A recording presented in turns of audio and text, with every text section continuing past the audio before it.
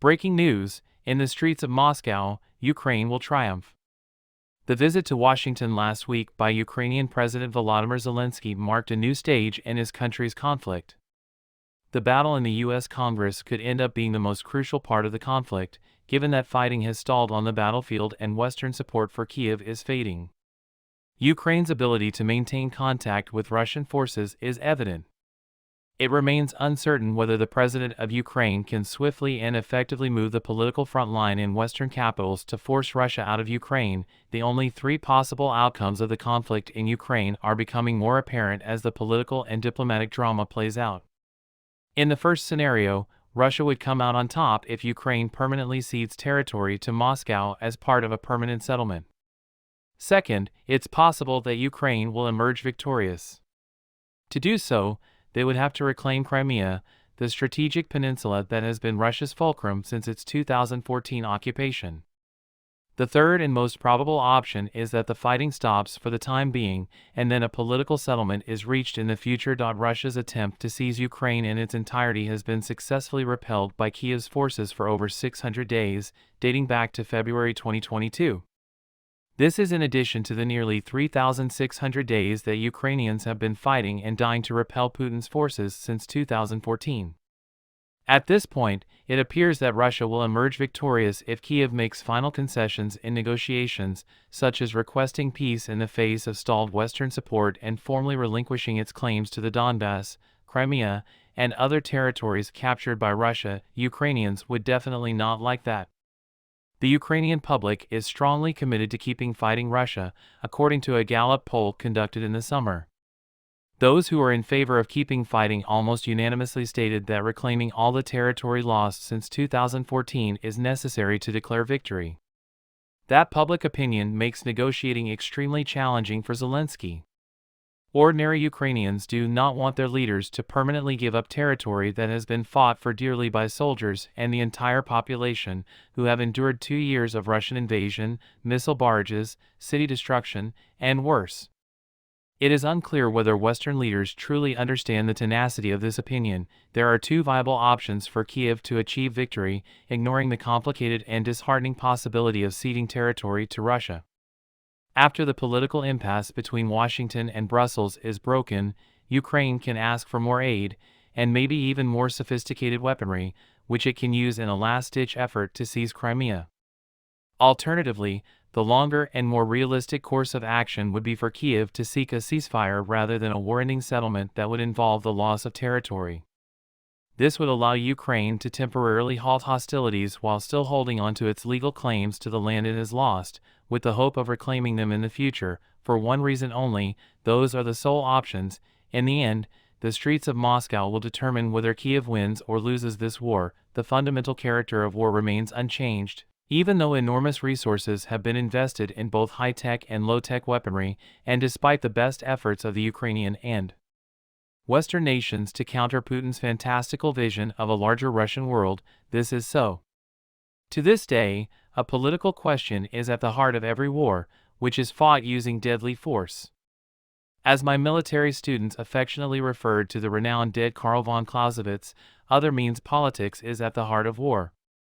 If the politics of the enemy capital are to be influenced by what happens on the battlefield, the war's trajectory can be altered. Apologies for the academic tangent, but it's important to grasp how Clausewitz's fundamental view of war impacts the way Western military officers evaluate the efficacy of violence. Understanding Dead Karl's perspective on politics and war is crucial for understanding how these officers interpret the current situation in Ukraine and how it could unfold in the pivotal year of 2024. The only way to defend against an enemy intent on Putin's kind of aim, imposing political control on a target country, was to use military force, according to Clausewitz, a Prussian general and philosopher of early modern warfare from the 19th century. Professionalism, technology, bravery, and resolve were all necessities in this deadly force wrestling match. According to Clausewitz, the three most important factors in achieving victory were the determination of the political leadership to continue fighting despite setbacks, the determination of the fighting men and women, and the determination of the general public to either fully support or at least tolerate the endeavor. The major idea of Clausewitz's writings was this tripartite of the state, the army, and the populace.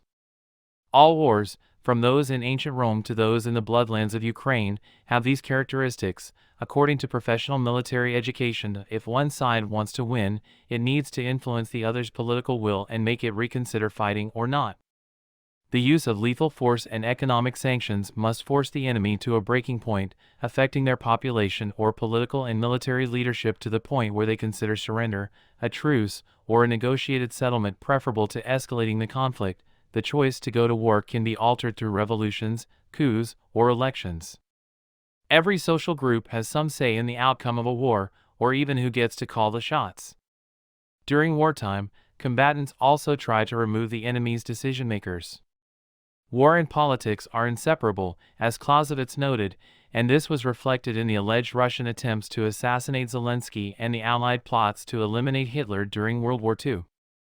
No matter how much technology and tactics advance, the essence of war remains unchanged. In light of the present situation in Europe's largest conflict since 1945, what can we learn from the views of a philosopher from Prussia who lived in the 19th century and analyzed war? So far, it explains why and how Ukraine has failed to achieve its ultimate goal. Despite Ukraine's remarkable actions on the battlefield, it appears that their impact on Moscow's politics has been minimal at best. There has been no uprising in Russia despite the fact that Putin has killed or permanently injured more than 190,000 soldiers, not counting the mercenaries from the Wagner Group, many of whom were drafted from prisons and fought in Bakhmut, according to an estimate made by the British Defense Ministry in late October. A veil separates the public's perception of the war from its reality. Thanks to the many years of nationalist propaganda, numerous factors contribute to this. Putin has protected the Russian middle class from the people who could pose the greatest threat to his rule by recruiting troops in distant provinces, prisons, and even other countries. The political leadership of Russia has utilized the security services to quell protests in the past. The way you perform on the battlefield is also a factor. They have managed to avoid defeat on the battlefield due to their size advantage and the amount of artillery and missiles they have been able to launch into Ukraine, despite the fact that the military leadership has made numerous mistakes. Zelensky personally sought assistance from Washington this month, in large part, to maintain the shell flow. Whether it's soldiers or artillery, quantity can defeat quality. The bear has evaded Kiev's attempts to kill it.